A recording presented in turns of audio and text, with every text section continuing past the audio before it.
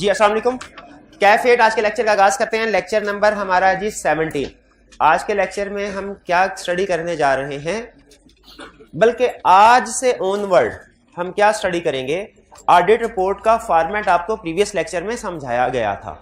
ठीक है, audit report का फॉर्मेट समझाया नहीं, सॉरी, आपको दिया गया था रीड करने के लिए, और आपसे कहा गया था आपने इसको रीड करना है, और अगर कोई एक लफ्ज भी ऐसा है जो समझ नहीं आया तो उसको अंडरलाइन करना है। कितने स्टूडेंट्स इसको रीड किया, जरा हाथ उठाइए, शाबाश।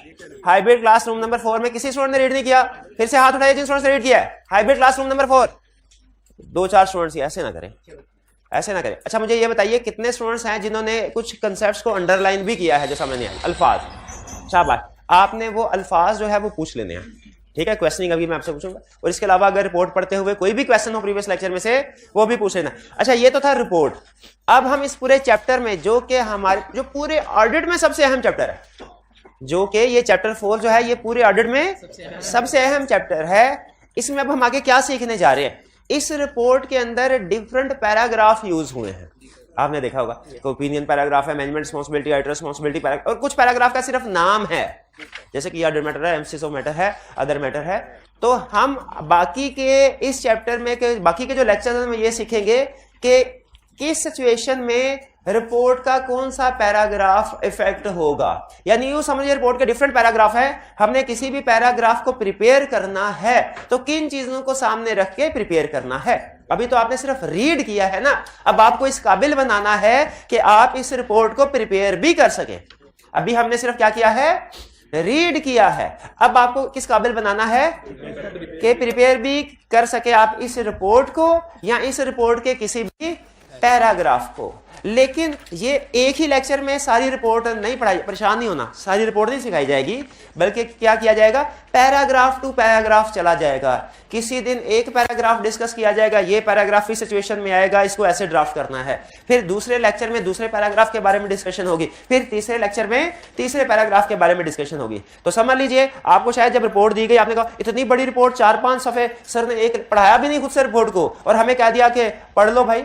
ऐसे तो नहीं होता, उस्ताद को तो उंगली पकड़ के चलाना सिखाना चाहिए रास्ते पे। ऐसे क्या उस्ताद ने कह दिया मैं पीछे खड़ा हूं तुम भाई भागो, ऐसा तो नहीं। हालांकि रिपोर्ट पढ़ाई नहीं तो आपको थोड़ा सा मुश्किल लगा होगा, आपको थोड़ा सा ये काम लेंथी लगा होगा, तो आपने परेशान नहीं होना, वो सिर्फ आपको इसके साथ अवेयरनेस क्रिएट करने के लिए था। इसके साथ सिर्फ चालू रखें, रुक जाए, चालू चलिए, इसके साथ सिर्फ अवेयरनेस कि आप इसके साथ कंफर्टेबल हो जाए।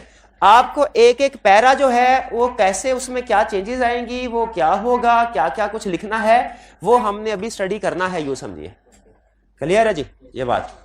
तो अभी स्टार्ट करते हैं हम अपने पहले क्वेश्चन से। आपको प्रीवियस लेक्चर में से कोई भी अगर क्वेश्चन हो पूछना चाहते हो तो पूछ लीजिए। शाबाश शाबाश। कोई क्वेश्चन हाइब्रिड क्लास में से, कोई क्वेश्चन जी, हाइब्रिड क्लास में से कोई क्वेश्चन हो तो पूछ लीजिए, फिजिकल में से भी पूछ लीजिए।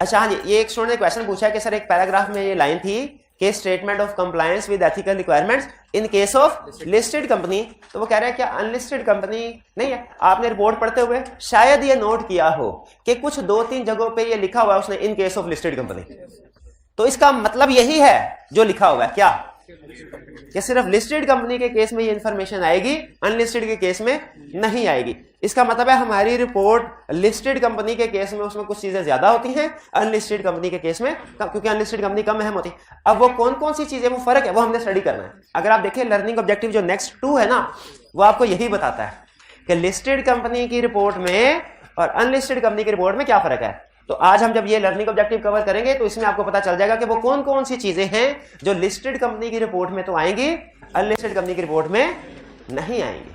ठीक है, थोड़ा सा फर्क होता है लिस्टेड कंपनी और अनलिस्टेड कंपनी की रिपोर्ट में। लिस्टेड कंपनी में कुछ 2-3 चीजें ज्यादा आती हैं, ज्यादा आती हैं। क्लियर। और कोई क्वेश्चन जी? वालेकुम अस्सलाम। उसके अंदर ये क्या रिएक्टर है, हमारी क्लाइंट के पास एक से ज्यादा चैटर होंगे, एक से ज्यादा राइटर होंगे। जी जी, हमने कंफर्मेशन लेटर सैंपल पेश किए, ठीक है मैं समझ गया। इनका जी जी जी, मैं इसका आंसर कर दूं फिर अगला क्वेश्चन आपका लेता हूं। इनका क्वेश्चन ये है कि सर हमने चैप्टर 3 ऑडिट एविडेंस स्टडी किया था। ऑडिट एविडेंस में एक प्रोसीजर था एक्सटर्नल कंफर्मेशन। एक्सटर्नल कंफर्मेशन किन सिचुएशन में परफॉर्म किया जाता है? Case study point of view से बहुत अहम क्वेश्चन पूछा है, ध्यान से सुनिएगा। उन्होंने कहा हमने एग्जांपल पढ़ी थी डेटर्स की, क्रेडिटर्स की, हमने एग्जांपल पढ़ी थी बैंक्स की और लॉयर्स की। क्या हमारे अगर एक से ज्यादा डेटर्स या क्रेडिटर्स या बैंक्स या लॉयर्स हैं, क्या हमने हर एक को कंफर्मेशन लेटर सेंड करना होता है या सैंपल बेस पे चंद एक को? सुन ले, इसका जवाब है डेटर और क्रेडिटर्स को सैंपल बेस पे कंफर्मेशन लेटर सेंड करेंगे और बैंक्स और लॉयर्स को 100% पार्टीज को लेटर सेंड करेंगे। इसकी वजह बड़ी सिंपल है, वो ये कि बैंक्स और लॉयर्स की जो इंफॉर्मेशन होती है ये ज्यादा सेंसिटिव, ज्यादा क्रिटिकल होती है। ठीक है जी, क्लियर हो गई ये बात? तो दो पार्टी डेटर क्रेडिटर को किस बेस पे भेजेंगे? सैंपल बेस पे। और बैंक और लॉयर्स को किस बेस पे? 100। ये केस स्टडी में कंसेप्ट यूज होगा, ध्यान रखिएगा। और जी अगला क्वेश्चन मेरे भाई पूछ रहे थे आप। सर डेटर और क्रेडिटर की सूरत में अगर रिस्पांस ना आए तो हमें कोई अल्टरनेटिव प्रोसीजर को फॉर्म करना चाहिए, और अगर लाइव में बैंक की सूरत में अगर ना आए तो क्या कोई अल्टरनेटिव फॉर्म करना चाहिए? उन्होंने कहा जी डेटर्स और क्रेडिटर्स से अगर जवाब नहीं आता तो हमें क्या करिए, हमने पढ़ा हुआ है ना कि अगर एक रिक्वायर्ड प्रोसीजर से एविडेंस ना मिले तो अल्टरनेटिव प्रोसीजर परफॉर्म करने हैं। ये कहा चैप्टर 2 का लास्ट कंसेप्ट शायद यही था, आईएसएस वाला। ठीक है, लेकिन याद रखिए बैंक्स और लॉयर्स के केस में अगर कंफर्मेशन लेटर का जवाब नहीं आता ना तो इसका कोई अल्टरनेट प्रोसीजर नहीं है। इसका क्यों प्रोसीजर नहीं है? रीजन बड़ी सिंपल, क्यों? क्योंकि इसकी इंफॉर्मेशन बड़ी क्रिटिकल और सेंसिटिव है। जो इंफॉर्मेशन हमें ये लोग देते हैं वो किसी और जगह से नॉर्मली नहीं मिलते। इनका जवाब आना लाजमी होता है। क्लियर जी?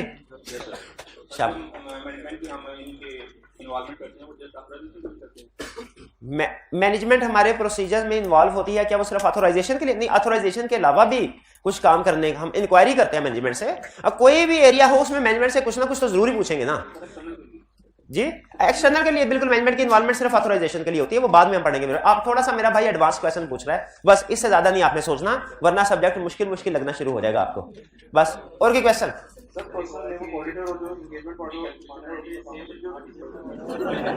मल्टी प्रोसेसिंग हो रही है मेरे भाई, सिर्फ एक स्टूडेंट पहले। जी पूछिए मेरे भाई।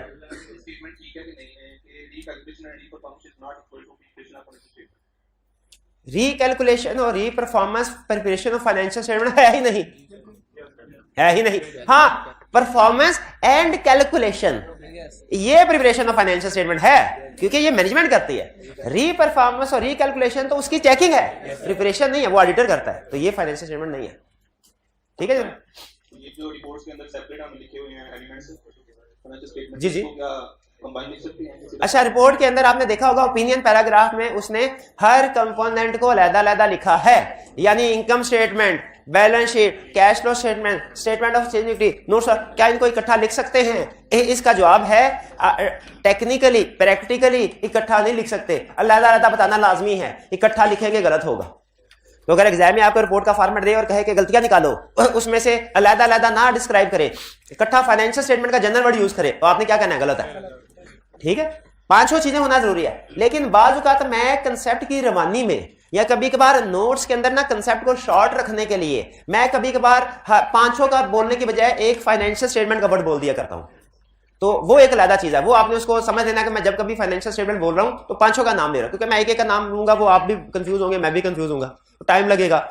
तो इसीलिए बोलते चालते कंसेप्ट याद करते हुए सिर्फ फाइनेंशियल स्टेटमेंट का वर्ड यूज कर ले, लेकिन एग्जाम में लिखते हुए रिपोर्ट के अंदर आपने सारे अलग-अलग लिखने हैं। ये आई कैप ने ये कंसेप्ट टेस्ट किया हुआ है। हाँ, लिखा भी हुआ है ना? हाँ, शाबाश। और क्या क्वेश्चन जी?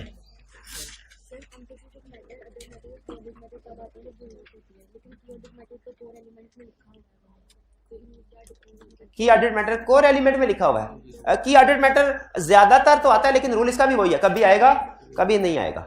ये सर में लिस्टेड कंपनी के केस में हर कंपनी में आता है, अनलिस्टेड में नहीं आता। ठीक है, तो इसकी सर्कमस्टेंसेस सिर्फ ये है कि लिस्टेड कंपनी है तो आएगा, अनलिस्टेड में नहीं आएगा। क्योंकि हमें वो ज्यादातर जो सिलेबस में उसने रिपोर्ट का फॉर्मेट हमें दिया वो लिस्टेड कंपनी का है, इसलिए शायद मैंने उसको कोर में इंक्लूड कर दिया। ठीक है, की ऑडिट मैटर के ऊपर ना दो डिफरेंट ओपिनियन है, मैं उसकी तरफ आपको नहीं लेके जाना चाह रहा। आप क्या करें, आप यूं समझे कि की ऑडिट मैटर कोर एलिमेंट का हिस्सा, यूं करना है। ठीक है, कोर एलिमेंट का की ऑडिट मैटर कोर एलिमेंट है, यूं समझ लें। कुछ असल में कुछ लोग ये कहते हैं कि ऑडिट मैटर हर लिस्टेड कंपनी की रिपोर्ट में आता है, इसीलिए ये रिक्वायर्ड एलिमेंट है कि ऑडिट मैटर ना लिस्टेड कंपनी की रिपोर्ट में रिक्वायर्ड है, अनलिस्टेड में ये सेक्शन रिक्वायर्ड नहीं है। तो कुछ कहते हैं ये चूंकि लिस्टेड की हर केस में रिक्वायर्ड, इसलिए इसे कोर एलिमेंट या लाजमी एलिमेंट होना चाहिए। कुछ कहते हैं नहीं, लिस्टेड है तो आएगा, अनलिस्टेड है तो नहीं आएगा, ये भी तो एक तरह की कंडीशन है। तो इसे हमें कंडीशनल वाले लाइन में आना चाहिए। तो थोड़ा सा इसमें प्रोफेशनल का कंफ्लिक्ट है, इसलिए मैं इसको आपकी जजमेंट पे ये कंसेप्ट तो आपने लाजमी याद रखना है कि लिस्टेड कंपनी है तो की ऑडिट मैटर सेक्शन आएगा, ये लाजमी है। अब इसको आप रिक्वायर्ड की कैटेगरी में इंक्लूड कर लें या वो एडिशनल में कर लें, ये आपकी मर्जी है, मैं दोनों ठीक मान लिया करूंगा। ठीक है, आई कैप भी इंशाल्लाह दोनों ठीक मानेगा। क्लियर होगी ये बात जी? और कोई क्वेश्चन?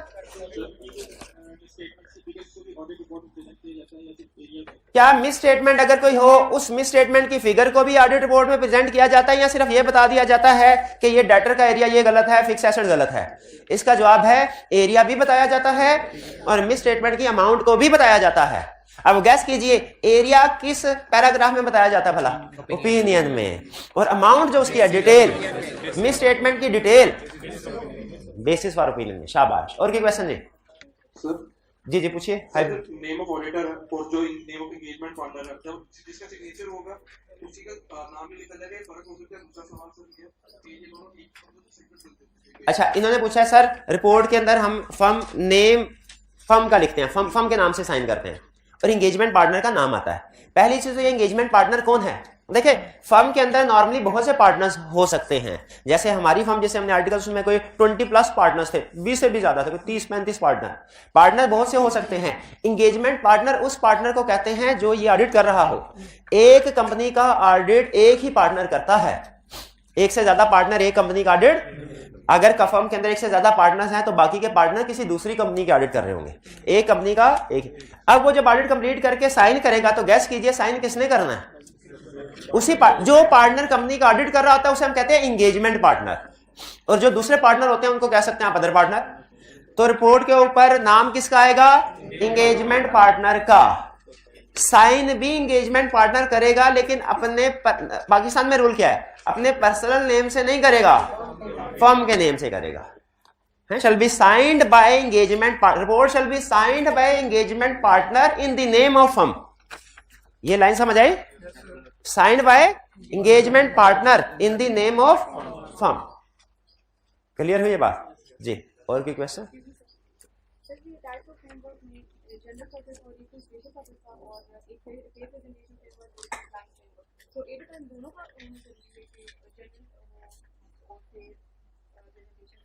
उन्होंने कहा सर फ्रेमवर्क की प्रीवियस चैप्टर में से क्वेश्चन है। फ्रेमवर्क की डिफरेंट टाइप्स हैं, एक टाइप है जनरल पर्पस और स्पेशल पर्पस, एक है फेयर प्रेजेंटेशन और कंप्लायंस फ्रेमवर्क। तो क्या ऐसा हो सकता है कि एक फ्रेमवर्क दोनों कैटेगरीज में आ रहा हो, यानी वो जनरल पर्पस भी हो और फेयर भी हो? बिल्कुल ऐसा हो सकता है। और या वो स्पेशल पर्पस भी हो, कंप्लायंस भी, बिल्कुल हो सकता है। ये बिल्कुल ऐसे है जैसे मैं आपसे पूछूं कि कॉस्ट काउंटिंग में क्या ऐसा हो सकता है कि एक कॉस्ट वेरिएबल भी हो और वो मैन्युफैक्चरिंग भी हो? तो वेरिएबल अलग कैटेगरी, मैन्युफैक्चरिंग अलग, हो सकता है। उसी तरह एक फ्रेमवर्क बिल्कुल पॉसिबल है कि वो फेयर प्रेजेंटेशन भी हो और जनरल भी हो। बल्कि नॉर्मली मैं आपको रूल बताया था, नॉर्मली जो जनरल पर्पस फ्रेमवर्क होते हैं वो फेयर प्रेजेंटेशन होते हैं नॉर्मली, और जो स्पेशल पर्पस होते हैं वो कंप्लायंस भी होते हैं नॉर्मली जी। और की क्वेश्चन? चलिए मैं ऑडिटर की रिस्पांसिबिलिटी में उसने गोइंग कंसर्न की भी बात की, मैनेजमेंट की रिस्पांसिबिलिटी। हाँ, तो मैनेजमेंट की रिस्पांसिबिलिटी है ना गोइंग कंसर्न। गोइंग कंसर्न को सेस करना मैनेजमेंट की रिस्पांसिबिलिटी नहीं है क्या? अगर गोइंग कंसर्न अजम्पशन में कोई इश्यूज है तो उनको प्रॉपर्ली डिस्क्लोज करना, काउंटिंग करना मैनेजमेंट की रिस्पांसिबिलिटी नहीं है क्या? बिल्कुल है। अब आपका सवाल ये होना चाहिए सर चैप्टर 2 में जो मैनेजमेंट रिस्पांसिबिलिटी पढ़ी वहां पे तो नहीं लिखा था गोइंग कंसर्न, इधर लिखा हुआ है। हाँ, वहां पे कहा था स्पेसिफिक रिस्पांसिबिलिटी, याद है स्पेसिफिक रिस्पांसिबिलिटी वाली बात? तो मैंने कहा था लाजमी नहीं कि सिर्फ यही रिस्पांसिबिलिटी हो, और मजीद भी हो सकती है, ये बात याद है आपको? तो ये गोइंग कंसर्न आ गई ना। और ठीक है जी। अच्छा, ये एम्सियोमेट्रिक की ऑडिट मैटर के बारे में फर्दर डिस्कशन मैं आपके साथ अभी नहीं कर रहा, तो कौन सा पैराग्राफ कब आएगा, ये जब रेलिवेंट पैराग्राफ पढ़ेंगे ना तो उसमें डिस्कस करेंगे। अगर आप एक सरसरी तौर पे ओवरव्यू करें ना इस पूरे चैप्टर का, ये 1 पे आ जाए, पहले सफे पे आए, पहले सफे पे अगर इसके आप लर्निंग ऑब्जेक्टिव्स को सरसरी नजर मारे जरा, तो आपको नजर आएगा कि अगले जो पैराग्राफ आप पढ़ने जा रहे हैं उनका जिक्र है। आगे रिपोर्ट के पैराग्राफ ही है ना, डिसाइडिंग टाइप ऑफ ओपिनियन, ये सबसे अहम ओपिनियन पैराग्राफ, उसके बारे में उसका जिक्र होगा 3 में। लर्निंग ऑब्जेक्टिव 4 में किस पैराग्राफ का जिक्र होगा? 5 में अदर मैटर, पार्ट डी में गोइंग कंसर्न, पार्ट ई में की ऑडिट मैटर। ठीक है, तो ये चीजें आगे हम पढ़ने जा रहे हैं, इसलिए इनके बारे में जो आपके कोई क्वेश्चन है ना, मैं उनको आंसर नहीं कर रहा, क्योंकि वो जब रेलिवेंट डिटेल में स्टडी करेंगे फिर इंशाल्लाह उसकी पीछे डिस्कस करेंगे, वो मेरी जिम्मेदारी है। और भी क्वेश्चन? चलिए अब आते हैं हम अपनी होम असाइनमेंट की तरफ। ठीक है जी, हम अपनी होम असाइनमेंट की तरफ। कितने स्टूडेंट हैं होम असाइनमेंट? चेक होगी आपकी होम असाइनमेंट? अच्छा सुन लीजिए, जो स्टूडेंट डेली होम असाइनमेंट करते हैं और जो नहीं करते, क्या वो एक बराबर हैं? वो नहीं है। इसीलिए जो स्टूडेंट, अब देखें, हमने आपसे इतने पैसे लिए ना, बोरियां भर भर के फीस ली हुई है ना आपसे, है ना? तो अब वो खजानों के मुंह खोलने का टाइम आ गया है। अब वो थोड़ी सी दौलत आप पे निछावर करने का वक्त आ गया है। तो जो स्टूडेंट्स डेली होम असाइनमेंट करते रहे हैं, हर वीक के बाद तकरीबन 8 से 10 दिन के बाद हम ये एक्सरसाइज किया करेंगे, एक्टिविटी, कि जिन स्टूडेंट्स ने डेली होम असाइनमेंट की है वो अपना रजिस्टर हमें सबमिट करवाएंगे, हम उनको चेक करेंगे, क्योंकि उसमें कुछ आप जाहिर है चेकिंग करना प्रोफेशनल का जिम्मेदारी होती है ना, क्योंकि आप कोशिश करेंगे मिस रिप्रेजेंटेशन की, सर मैंने असाइनमेंट किया, लेकिन हमने रिलाय नहीं करना आपकी रिप्रेजेंटेशन पे बगैर एविडेंस। तो आपने क्या करना है, कल, आज इसलिए नहीं क्योंकि कल आपका टेस्ट है, तो आपने नोट से कोई तैयारी वगैरह करनी होगी। आज हम आपसे कोई रजिस्टर नहीं ले रहे, कल आपने अपने रजिस्टर, जो स्टूडेंट्स, जिन स्टूडेंट्स ने सारी असाइनमेंट की है और वो अपना प्राइज क्लेम करना चाहते हैं, वो कल हमें अपना रजिस्टर जमा करवा दीजिए, हम परसों उनको रजिस्टर उनके प्राइज के साथ वापस कर देंगे। प्राइज क्या है? प्राइज ऐसे लक्ष्मी, हाँ, एप्रिसिएशन के लिए। अगर किसी स्टूडेंट ने किसी असाइनमेंट में एक आधा क्वेश्चन कम किया हुआ है ना, तो चूंकि फर्स्ट टाइम है तो हम रिलैक्स हाथ होला रखेंगे, उसको भी कुछ ना कुछ प्राइज दे देंगे एप्रिसिएशन के लिए। लेकिन जिस स्टूडेंट ने असाइनमेंट की ही नहीं हुई, अगर एक दिन भी ऐसा है ना कि असाइनमेंट नहीं की आपने, आप फारिग है। जिस दिन से मैंने कहा था उसी दिन से, लेक्चर 4 से कहा था। चले लेक्चर 4 से कर लेंगे हम, ठीक है, लेक्चर 4, ठीक है। तो कल आपने असाइनमेंट, कल क्लास के स्टार्ट में आपकी असाइनमेंट चेक होगी, चेक होने के बाद आपने सबमिट करवा देनी है। क्लियर जी? जिसने ना किए हुए। Question 1, the date is an important element of audit report. Agree करते हैं जी? कह रहे what date should be audit report on the audit report and what does it represent. कौन सी डेट ऑडिटर को रिपोर्ट में इंक्लूड करनी चाहिए? When auditor has obtained sufficient appropriate audit evidence. ये तो सारे ही लिखेंगे, जो कंफर्म पास होने वाला बच्चा आगे भी लिखेगा वो क्या चीज है? इंक्लूडिंग अप्रूवल ऑफ डायरेक्टर्स, ये भी एविडेंस का हिस्सा होता है। ठीक है। And what does it represent? ये रिप्रेजेंट करती है कि इस डेट तक, इस दिन तक ऑडिटर ने सब्सिक्वेंट इवेंट्स को कंसीडर कर लिया है। कंसीडर करना मतलब देख लिया है, चेक कर लिया है। अगर किसी सब्सिक्वेंट इवेंट की वजह से फाइनेंशियल स्टेटमेंट्स पे इफेक्ट आना था तो वो कर दिया। ठीक है। सब्सिक्वेंट इवेंट पता है किसको कहते हैं? जो ईयर एंड के बाद होते हैं, तो बाज अजीब सी बात है वैसे, लेकिन बाज औक़ात ऐसा होता है कि ईयर एंड के बाद का कोई इवेंट ईयर एंड की फाइनेंशियल स्टेटमेंट को इफेक्ट करता है। अब ये कब होता है, कैसे होता है, अकाउंटिंग में भी पढ़ेंगे, अकाउंटिंग में ना भी पढ़े तो ऑडिट में पढ़ेंगे, लेकिन रेलिवेंट कंसेप्ट आने पे अभी नहीं। ये डेट वाला कंसेप्ट क्लियर हो गया? कोई प्रॉब्लम? चलिए आगे चलते हैं। इसके बाद नेक्स्ट कंसेप्ट है जी हमारा ऑडिट। कह रहा है auditor is required to issue an audit report at the end of the audit. तो जाहिर एंड ऑफ द ऑडिट शुरू में थोड़ी देगा। आइए क्या शुरू में रिजल्ट कार्ड हमारे हाथ में दे दें, हमने क्या पढ़ना है? कुछ भी नहीं। Which sets out his opinion on the financial statement। जो और भी बहुत सी चीजें रिपोर्ट में होती है, लेकिन सबसे अहम कौन सी है? Opinion. An important element of the audit report is statement of auditor responsibility। Opinion के साथ साथ ऑडिटर रिस्पॉन्सिबिलिटी भी उसमें होती है, बिल्कुल होती है। Narrate the matter that should be contained in the statement of auditor responsibility as included in audit report issued under ISA 700। हाथ उठाना है 100 रुपीज इनाम, जो ये बताएगा ऑडिटर रिस्पॉन्सिबिलिटी के सेक्शन में कौन सी इंफॉर्मेशन होती है। एक दो नहीं बताने हैं, हाँ जी जितने हैं। सिर्फ पूरी क्लास में सिर्फ एक स्टूडेंट, और हाइब्रिड क्लास में कोई भी नहीं। क्या है कोई हाइब्रिड क्लास में?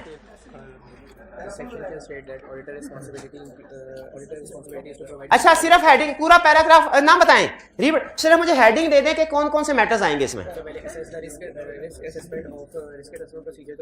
रिस्क असेसमेंट, रिस्क असेसमेंट की बात करता है, जल्दी से चेक वेरीफाई करते जाओ। रिस्क असेस करता है जी, और to obtain sufficient appropriate data बात करता है जी। आगे इंटरनल कंट्रोल की बात करता है रिस्पांसिबिलिटी में, शाबाश। काउंटिंग पॉलिसी की भी बात करता है, पक्का देख चेक कर। एस्टीमेट्स भी, एस्टीमेट्स भी बहुत, इतना भी कर लिया, बहुत शाबाश शाबाश। तो ये अच्छा मुझे बताएं, इनसे मैंने सिर्फ हेडिंग्स या मेन पॉइंट पूछे, क्या इस क्वेश्चन के सॉल्यूशन में सिर्फ हेडिंग्स या मेन पॉइंट्स लिखने थे या डिस्क्रिप्शन में? 8 मार्क्स का, शाबाश। तनख्वाह ज्यादा है, काम भी ज्यादा करना पड़ेगा। क्वेश्चन 3, क्वेश्चन 3, अब ये बोले इसको शहीद कर देना। क्वेश्चन 3, अच्छा क्वेश्चन 3 में क्या कह रहा है ये? अच्छा, इस तरह के क्वेश्चन ना मुझे बहुत पसंद है पर्सनली, जिनमें छोटे मार्क्स कम है और डायरेक्ट कंसेप्ट टेस्ट करता है। डायरेक्ट कंसेप्ट कहता है, in relation to the audit report on financial statements and the contents thereof under revised और न्यू आईएसएस, जाहिर है जो भी हम पढ़ रहे हैं एज ऑन के मुताबिक ही पढ़ रहे हैं। डिस्कस द एप्रोप्रिएटनेस और otherwise of the following statement, ये बताइए कि ये स्टेटमेंट्स एप्रोप्रिएट हैं या नहीं। एप्रोप्रिएटनेस और अदरवाइज का मतलब क्या है? बताओ ये स्टेटमेंट ठीक है कि गलत। अच्छा, वो कह रहा है सिर्फ इतना बताओ ठीक है, क्या हमें आगे अगर गलत है तो उसकी रीजनिंग भी बतानी चाहिए? ये लाजमी हिस्सा होता है सॉल्यूशन का। अगर कोई चीज गलत है तो हमने बताना भी है कि क्या गलत है। ठीक है भाई, मुझे ये बताइए, अगर आप हमारी टेस्टिंग टीम आपका टेस्ट चेक कर रही हो, टेस्ट चेकिंग एक अहम चीज याद रखे, टीचिंग है 2 वे कम्युनिकेशन के 1 वे, 2 वे। टीचिंग में और मूवी देखने में फर्क है? मूवी इंटरेस्टिंग होती है। अच्छा, एक और फर्क भी है, वो क्या है? मूवी देखना 1 वे एक्टिविटी है, सिर्फ टीचिंग 2 वे एक्टिविटी। इसके 2 हिस्से होते हैं। अगर आप सिर्फ लेक्चर देख रहे हैं तो ये आधा काम है। भाई ये कैसे पता चलेगा लेक्चर आपको समझ आया कि नहीं? एग्जाम के मुताबिक कर सकते हैं, खुद समझ रहे होंगे आप, मुझे सारा समझ आ गया, लेकिन हो सकता है एग्जामिनर की एक्सपेक्टेशन के मुताबिक ना हो। तो हमने अपनी टेस्ट टीम के साथ डिस्कस किया होता है कि ये एग्जामिनर के सॉल्यूशन में ये देखना है, मार्क्स देने। तो मुझे ये बताइए कि अगर आपने सिर्फ लेक्चर्स लिए, टेस्ट नहीं दिए, तो कितना काम किया? 50%। 1 वे, 2 वे नहीं किया आपने टीचिंग। तो आपने टीचिंग को 2 वे करना है, टेस्ट लाजमी देने हैं। अच्छा, टेस्ट दिया, क्वेश्चन में गलत 0 नंबर आपको मिल गया, क्या काफी है कि आपको ये पता चलना चाहिए कि गलती क्या की थी? भाई ये भी पता चलना चाहिए ना। आप कहते हैं, बहुत से स्टूडेंट आते कहते हैं सर मार्क्स से लेना देना कोई नहीं, 3 मार्क्स से 2 मार्क्स दे दिए, कोई प्रॉब्लम नहीं है, 3 भी मिल जाते फिर भी पास है, 2 पे भी पास है। मसला ये हमें बताइए कि 1 नंबर कटा किस चीज का? इंप्रूवमेंट तो तभी पता चलेगी जब डेफिशिएंसी होगी। इसलिए टेस्ट दीजिए, और टेस्ट में मार्क्स के ऊपर फोकस ना करें। आप लोग मार्क्स के ऊपर फोकस करते हैं, किसके ऊपर फोकस करें? अपने एरर डेफिशिएंसीज के ऊपर, वो देखें कि वो क्या क्या है। ठीक है, तो मुझे बताइए यहां पे भी अगर कोई गलती है, क्या सिर्फ ये बता दें कि क्या गलत है, कि ये भी बताएं गलती क्यों गलत है? बेसिस भी, शाबाश। कह रहे थे management is only power word only response. इसका मतलब है ये कि कोई और भी रिस्पॉन्सिबिलिटी होगी। कह रहे management is only responsible for preparation of financial statement is in accordance with financial reporting framework. अच्छा सुन लें, गलतियां होती हैं बहुत सी किस्म की। हम जो गलतियां करते हैं बहुत, उसमें एक किस्म ये है एरर एंड ओमिशन। अब ये गौर से सुनिएगा अगली बात, ये सिर्फ इस टॉपिक के लिए नहीं, बल्कि पूरे ऑडिट में जहां कहीं इस स्टाइल में क्वेश्चन पूछता है ना, पूरे ऑडिट में इस स्टाइल में क्वेश्चन, वो भी बड़े टॉपिक। इस स्टाइल से मेरी क्या मुराद है कि वो कोई स्टेटमेंट दे के कहेगा बताओ इसमें कोई गलती है कि नहीं है, तो क्या, तो उसमें जो गलती होती है वो या तो एरर हो सकता है या ओमिशन। एरर का मतलब क्या होता है कि कोई चीज लिखी हुई है जो गलत है। ओमिशन का मतलब क्या है कि जो चीज लिखी है वो सही है लेकिन पूरी नहीं है, पूरी नहीं। एक होता है झूठ, वो तो है ही झूठ। एक होता है आधा सच। सर ये देखे इसने मुक्का मार के मेरी आंख सुझा दी है, उसका कान काटा है, वो नहीं बताएगा। आधा सच है ना, आधे सच की बेस पे गलत डिसीजन पे पहुंचते हैं ना। तो इसीलिए याद रखे एरर गलतियां 2 तरह की। कौन कौन सी? एरर और ओमिशन। एरर में क्या होगा? स्टेटमेंट के अंदर कोई गलत चीज होगी, ओमिशन क्या होगा? कंसेप्ट पूरा नहीं बताया होगा। अब सुनिए एग्जामिनर के कमेंट्स, कहता है एरर चूंकि स्टूडेंट को नजर आ रहा होता है, स्टूडेंट आसानी से उसको आइडेंटिफाई कर लेता है। ओमिशन चूंकि ओमिटेड होता है, नजर नहीं आ रहा होता, वो स्टूडेंट्स के लिए आइडेंटिफाई करना मुश्किल होता है। अब ये चीज ध्यान में रखिएगा, कुछ पैराग्राफ कंसेप्ट आएगा, आप कहेंगे सर इसमें सारा कुछ ठीक है, इसमें तो गलती है ही नहीं, सारा कुछ ठीक है। जैसे स्टूडेंट कहने लगा सर मैनेजमेंट वाकई फाइनेंशियल स्टेटमेंट के लिए रिस्पॉन्सिबल होती है, इसमें क्या प्रॉब्लम है? क्या कहने लगा? Management is only responsible for preparation of financial statement in accordance with financial reporting framework. सही कह रहा है, सही कह रहा है ना।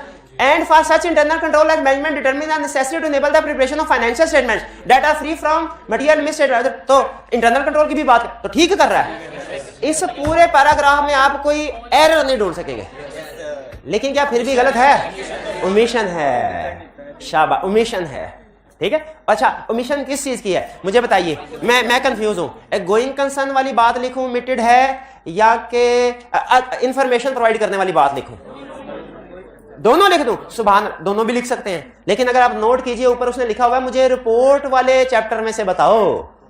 किस कंसर्न में से बताओ?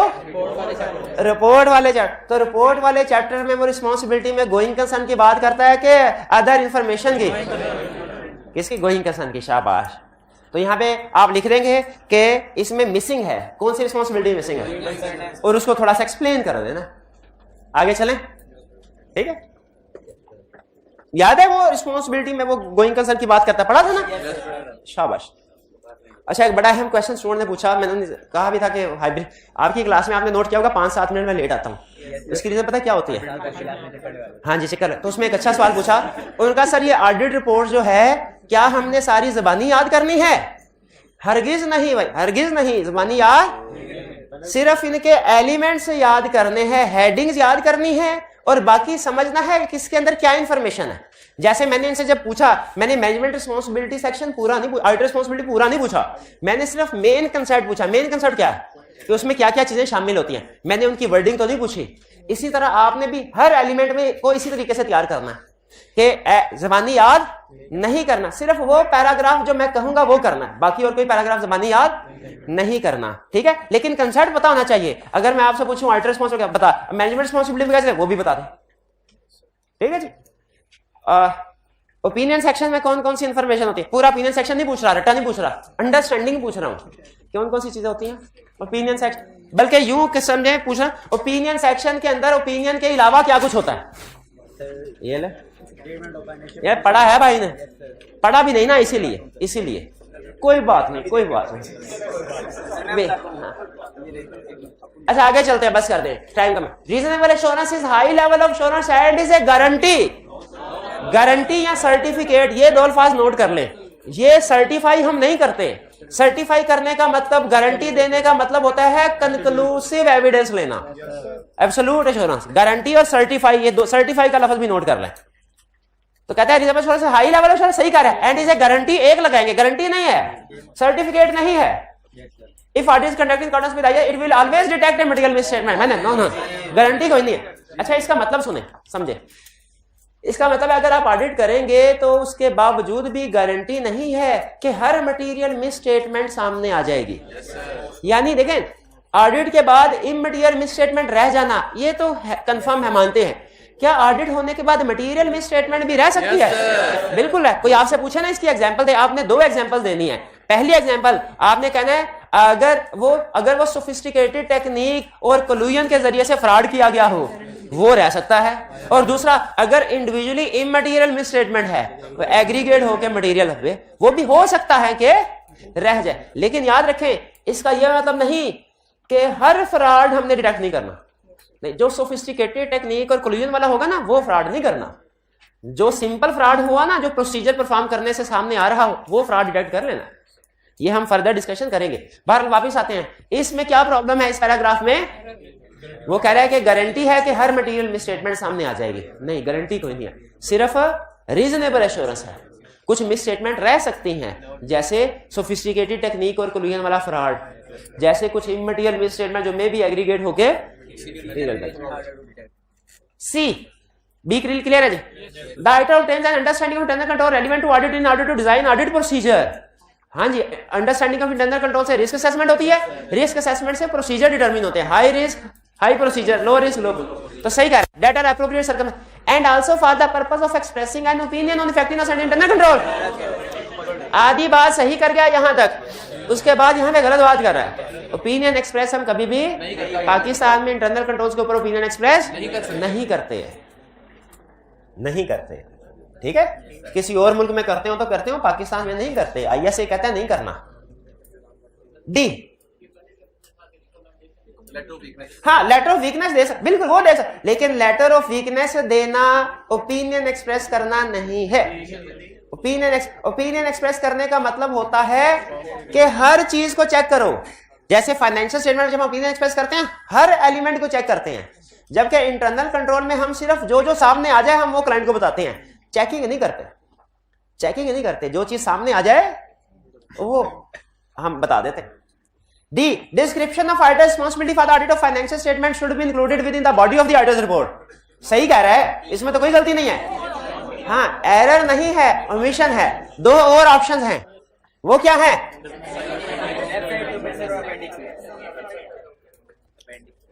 अच्छा, मुझे एक स्टेटमेंट है, उसको आपने यस या नो करना है।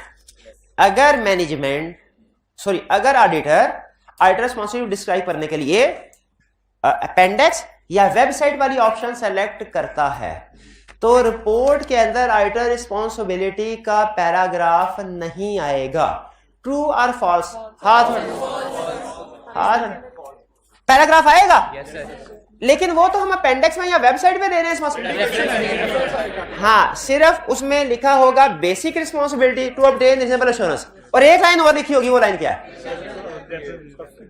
शाबाश, के फर्दर रिस्पांसिबिलिटी अपेंडिक्स में या वेबसाइट पे मौजूद है। शाबाश, ये छोटे छोटे कंसेप्ट है, लेकिन केस स्टडी में टेस्ट कर सकता है, इसलिए इनको साथ साथ नोट करते जाना आपने। Audit report can only be signed in the personal name of the auditor. नहीं, आईएसए कहते हैं दो और ऑप्शन भी हैं, फर्म के नेम से भी और बोथ भी। हाँ जी, ऑडिटर से मुराद बिल्कुल, हाँ जी बिल्कुल, पर्सनल नेम से भी। पर्सनल नेम ऑफ ऑडिटर का मतलब एंगेजमेंट पार्टनर ही, ठीक है। तो तीन ऑप्शन है टोटल, उसने यहाँ पे एक का जिक्र किया, बाकी दो भी है। एफ हम नहीं कर रहे, क्यों नहीं कर रहे? अच्छा, यहां भी अब कह रहा है कि इसमें से एरर्स आइडेंटिफाई करो, ये अब आप करेंगे। मैं अब इसको क्लोज कर रहा हूं ताकि बाकी तकरीबन आधा घंटा हम नए कंसेप्ट की तरफ चलें। इसको मैं अभी डिस्कस नहीं कर रहा, इसका तरीकाकार आपको बता देता हूं। एग्जाम में आपसे वो कंप्लीट ऑडिट रिपोर्ट रिप्रोड्यूस नहीं करवाएगा, उसे 50 नंबर का क्वेश्चन देना पड़ेगा अगर कंप्लीट, खुद देखें 5 दफे कंप्लीट नहीं करवाएगा। अब आप सोचिए, आप एग्जामिनर हो और आपने ऑडिट रिपोर्ट ये टेस्ट करना है कि स्टूडेंट को आती है कि नहीं, और मार्क्स भी कम रखने हैं, मार्क्स भी 5, 6, 7 इतने रखने हैं। आप क्या करेंगे? आप क्या करें? हाँ, आप बजाय ये कि बच्चे को कहेंगे रिपोर्ट ड्राफ्ट करके दो, आप कहेंगे मैं रिपोर्ट ड्राफ्ट करके देता हूं, उसमें कुछ गलतियां ढूंढो। गलतियां वही ढूंढ सकेगा जिसने रिपोर्ट पढ़ी होगी, जिसने रिपोर्ट पढ़ी। अच्छा, गलतियां ढूंढने में एक चीज ध्यान में रखिएगा, गलती कंसेप्ट की होगी, अल्फाज की नहीं, ये नोट कर लें। गलतियां ढूंढते हुए गलती कंसेप्ट की होगी, अल्फाज की नहीं। जैसे उसने कहीं पे प्रॉफिट एंड लॉस के बजाय इनकम स्टेटमेंट का वर्ड यूज कर दिया है, क्या ये गलती है? ये गलती नहीं है, क्योंकि कंसेप्ट तो उधर ही है। हाँ, अगर उसने 5 एलिमेंट्स की बजाय 4 या 6 इंक्लूड कर दिए, वो गलती है। तो एज, ऑफ, एंड वगैरह ये गलतियां आपने, गलती कौन सी ढूंढनी है? कंसेप्ट की। रीजनेबल एश्योरेंस की जगह पे उसने लिमिटेड एश्योरेंस लिख दिया, ये गलती है, ठीक है। रीजनेबल एश्योरेंस की जगह हाई लेवल एश्योरेंस लिख दिया, ये गलती, क्योंकि अल्फाज फर्क है, कंसेप्ट है। मिसाल दे रहा हूं, रीजनेबल एश्योरेंस की जगह पे मैक्सिमम एश्योरेंस लिख दिया, ये गलत है। समझ गए? ठीक है। मेंबर्स की बजाय शेयर होल्डर लिख दिया, तकरीबन ठीक है। लेकिन अगर स्टैट्यूटरी ऑडिट में, किसमें? मेंबर की जगह पे डायरेक्टर्स लिख दिया, ये गलत है। समझ रहे हैं? क्या आपसे रिप्रोडक्शन नहीं करवाएगा, एरर आइडेंटिफाई करवाएगा। एरर 2 तरह के हो सकते हैं, वो गलतियां 2 तरह की, एरर भी और ओमिशन भी, ठीक है। और आपने इसमें अल्फाज की गलतियां नहीं ढूंढनी, किसकी? कंसेप्ट की गलतियां ढूंढनी है, ठीक है। ये इन 2-3 रूल्स को सामने रख के आपने इस क्वेश्चन को दोबारा, कितने स्टूडेंट्स ने किया? नहीं किया, तो ये बहुत अच्छा क्वेश्चन है और टेस्टिंग के स्टाइल का, जिस तरीके से आईकैप टेस्ट कर सकता है, ठीक है। आईकैप इस तरीके के मुताबिक टेस्टिंग कर रहा है, हाईली रिकमेंडेड, हाईली बाकी भी करें, ये लाजमी करें, उनसे ज्यादा है। तो आज हम इसको नहीं डिस्कस करें, आज इसको अटेम्प्ट करके लाए, कल फिर इंशाल्लाह इसको डिस्कस करेंगे। क्लियर है जी? चलिए अब हम चलते हैं अपने कंसेप्ट्स की तरफ। हो सके तो आज फिर ऑडिट रिपोर्ट पढ़ लीजिएगा, हो सके तो आज फिर ऑडिट रिपोर्ट पढ़ लीजिएगा। आज के कंसेप्ट में हम क्या से एक कंपैरिजन सीखने जा रहे हैं between different formats of report. Audit report के ना डिफरेंट फॉर्मेट है, सुनिए। एक है फॉर्मेट पाकिस्तान में कंपनीज एक्ट का, और एक फॉर्मेट है आईएसएस का। जैसे फाइनेंशियल स्टेटमेंट्स के डिफरेंट फॉर्मेट है ना, एक 4 शेड्यूल 5 शेड्यूल का है, पढ़ा हुआ कंपनीज एक्ट, और एक IAS 1 का है। उसी तरह फाइनेंशियल स्टेटमेंट के डिफरेंट फॉर्मेट है कि ऑडिट बोर्ड के नहीं हो सकते, एक कंपनी लॉ का है, एक IAS का है, IAS का, ठीक है, IAS 700। उसी तरह IAS भी कुछ जगहों पे कहता है कि लिस्टेड कंपनी है तो ये इंक्लूड कर लो पैराग्राफ, अनलिस्टेड है तो ना करो। तो हमने ISA के भी फिर 2 हिस्से कर दिए, एक लिस्टेड कंपनी, अनलिस्टेड कंपनी, ठीक है। अगर कंपैरिजन हमसे पूछे, हमसे कंपैरिजन, मैं मजीद आसान कर देता हूं, इसको रहने दो, इसको रहने दो।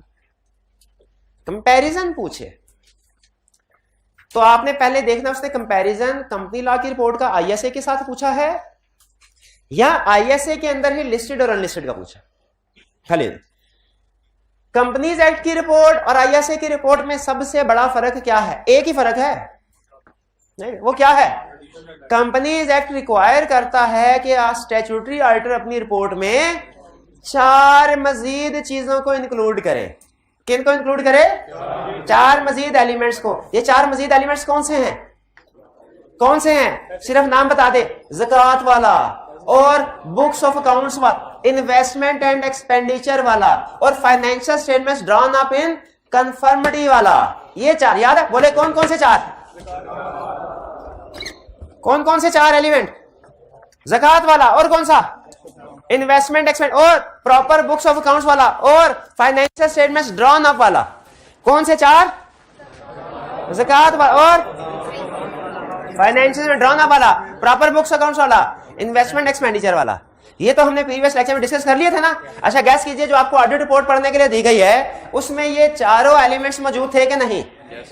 ऑडिट, तो इसका मतलब है वो कौन सी रिपोर्ट थी? ISA के मुताबिक है, कंपनीज एक्ट के मुताबिक? शाबाश। चलिए ये तो अब आते हैं लिस्टेड और अनलिस्टेड कंपनी का फर्क, लिस्टेड अनलिस्टेड कंपनी की ऑडिट रिपोर्ट का फर्क।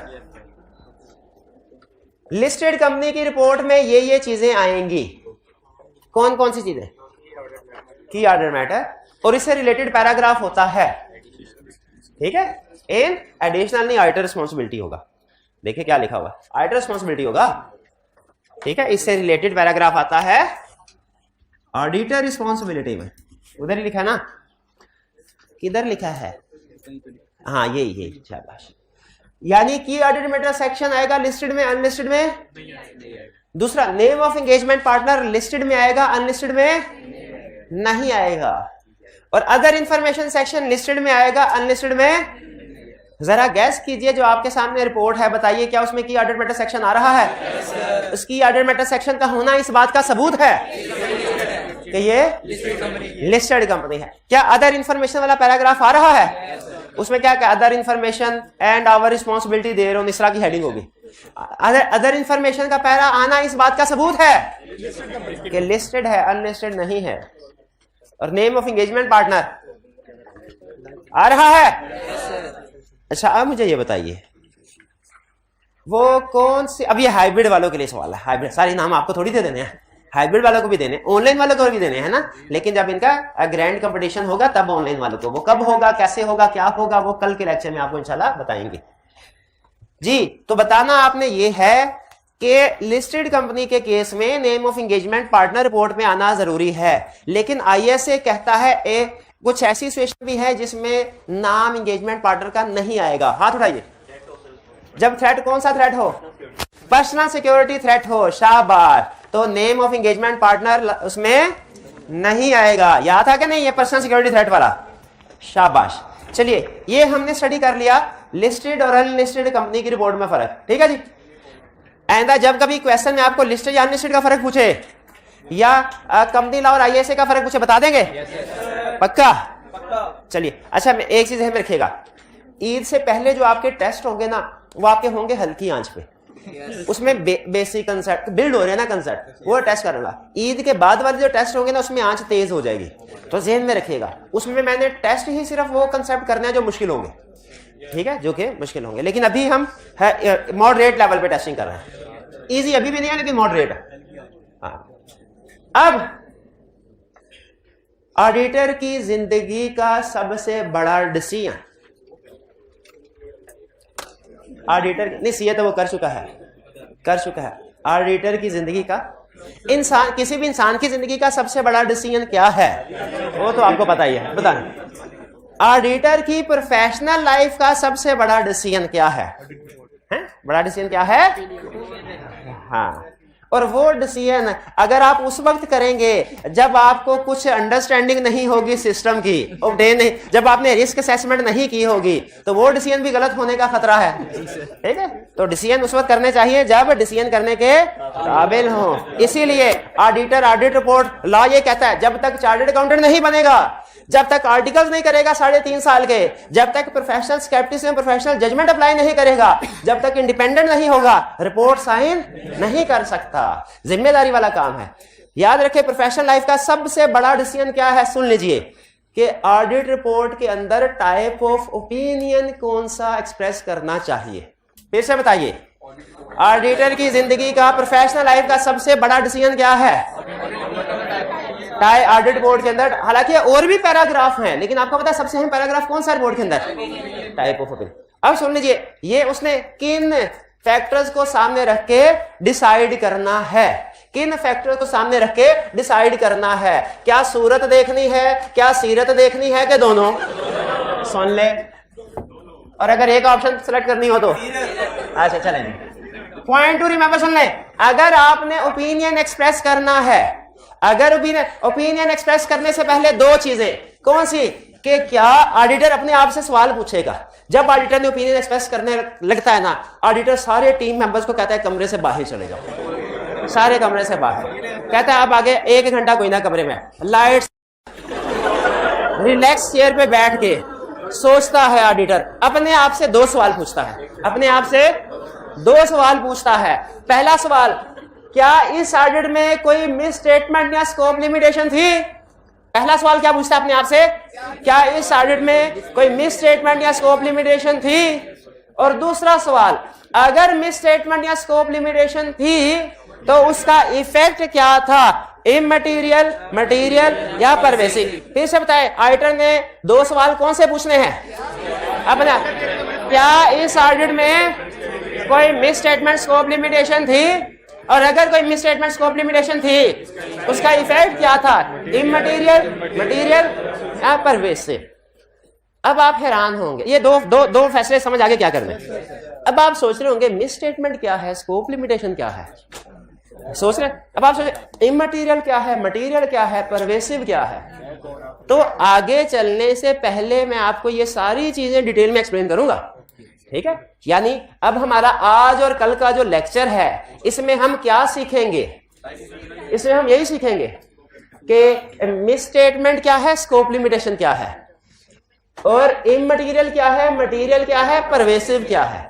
जब आपको इन 5 का मतलब समझ आ जाएगा, 5 टर्म, ये 5 टर्म्स हमारे ऑडिट की टेक्निकल टर्म्स हैं, इनको आपने एज इट इज यूज करना है। कौन कौन सी टर्म?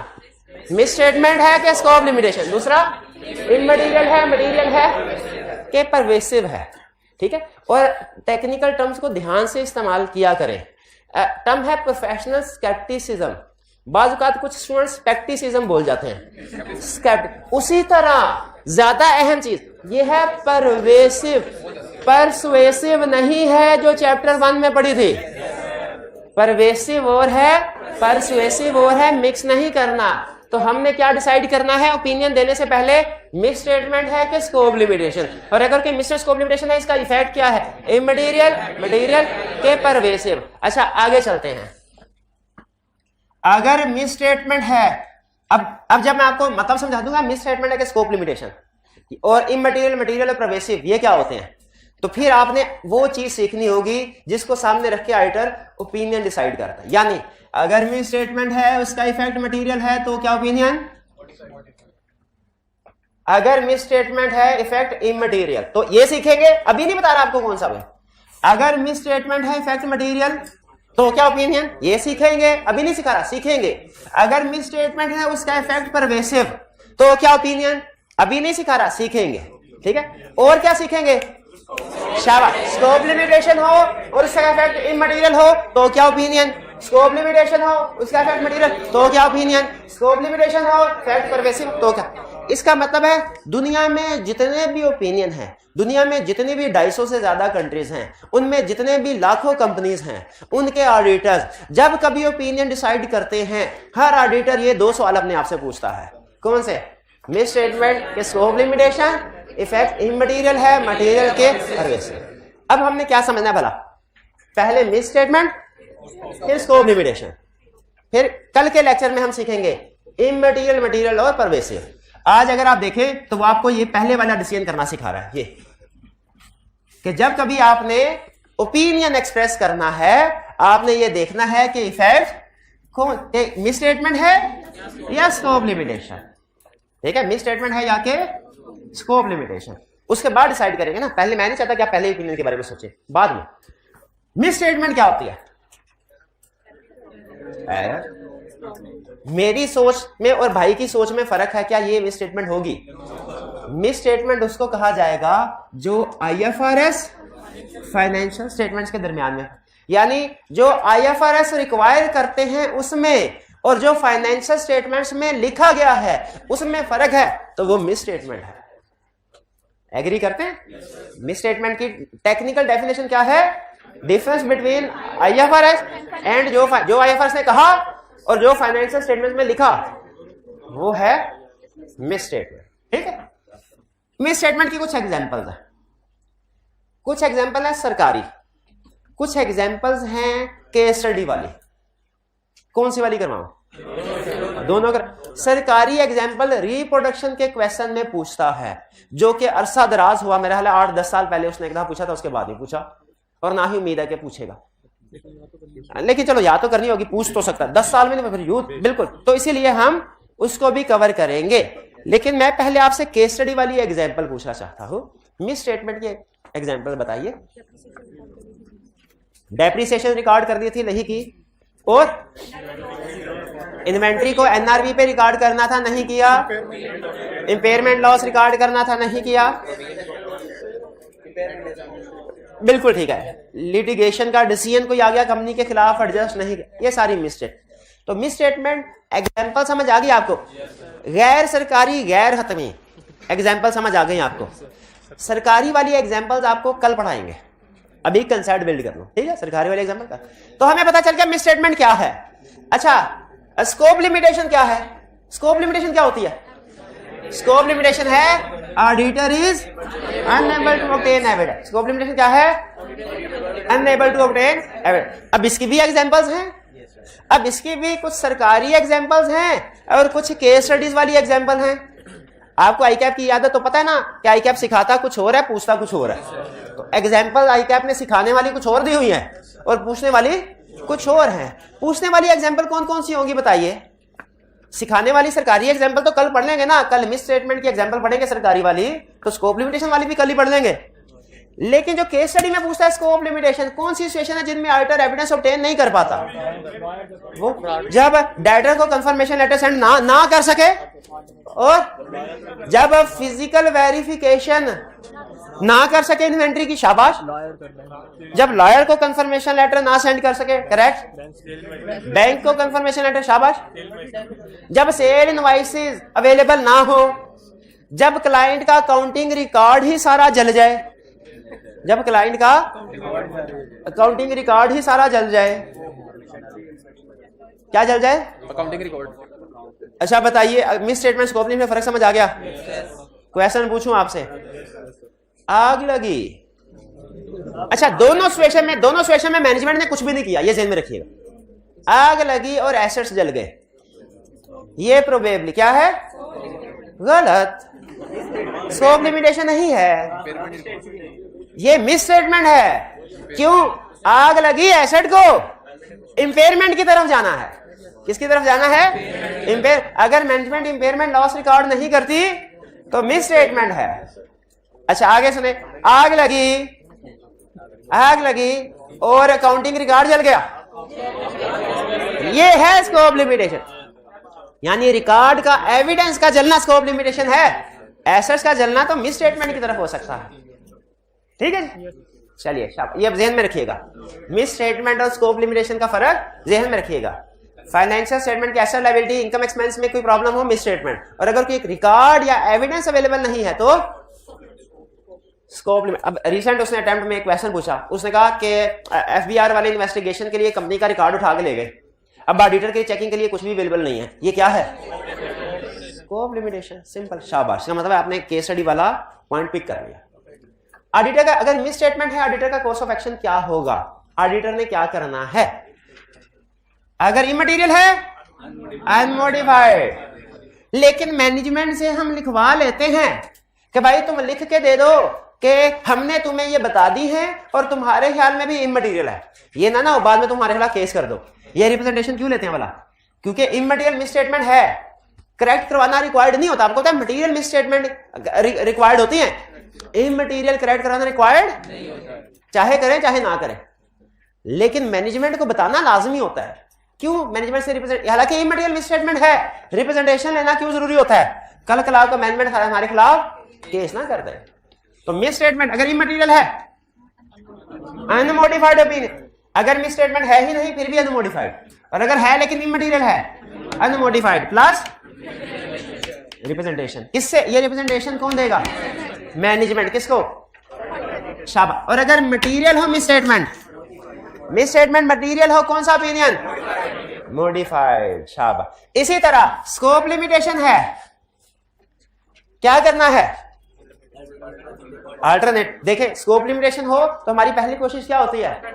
अल्टरनेटिव प्रोसीजर से एविडेंस मिल जाए, अगर मिल सकता हो। लेकिन हर चीज का अल्टरनेटिव प्रोसीजर से एविडेंस, अगर तो अल्टरनेटिव प्रोसीजर से एविडेंस मिल जाए तो ठीक, और अगर अल्टरनेटिव प्रोसीजर से एविडेंस ना मिले तो क्या? Modified opinion. ठीक है जी, फिलहाल कंसेप्ट यहां तक रखें। ठीक है, तो हमने आज के लेक्चर में क्या सीखा? हमने ये सीखा कि मिस स्टेट आइटर ने सबसे पहले ओपिनियन देने से पहले क्या देखना है? मिस स्टेटमेंट है कि स्कोप लिमिट, और इसका इफेक्ट इमटेरियल है, मटेरियल के परवेसिव है। ठीक है, अगर मिस स्टेटमेंट हो, इफेक्ट इमटेरियल हो, कौन सा ओपिनियन? Plus represent. अगर मिस स्टेटमेंट हो, इफेक्ट मटेरियल हो, मॉडिफाइड। स्कोप लिमिटेशन है, इफेक्ट इमटेरियल है, अनमॉडिफाइड। स्कोप है, इफेक्ट मटेरियल या परवेसिव है, तो शाबाश। अल्टरनेटिव प्रोसीजर से एविडेंस मिल गया तो ठीक, और अगर एविडेंस नहीं मिला तो मॉडिफाइड ओपिनियन। ठीक है, अब अगली कहानी जो है ना, ये इंशाल्लाह कल डिस्कस करेंगे। और कल का लेक्चर भी इंतहाई अहम होगा, इस कंसेप्ट को कंक्लूजन पे पहुंचाना है मैंने। जो ऑडिटर की जिंदगी का सबसे बड़ा डिसीजन है, इसको हमने कल कंक्लूजन पे पहुंचाना है।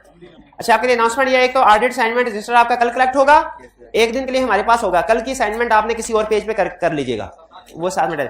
और दूसरा, टेस्ट शेड्यूल आपके ग्रुप में शेयर कर दिया गया है, पता चल गया ना आपको टेस्ट क्या है। तो कल आपका टेस्ट भी है, कल आपका टेस्ट भी है। वॉल्यूम 2 नहीं है, वॉल्यूम 2 याद करवाइएगा, ग्रुप में सर्कुलेट कर नहीं दिया मैंने व्हाट्सएप ग्रुप में। मैं वॉल्यूम 2 शेयर कर दूंगा, ग्रुप में शेयर कर दूंगा आपके सारे चैप्टर जो पढ़े। चलिए, आज का लेक्चर यहाँ पे खत्म करते हैं हम। अल्लाह हाफिज।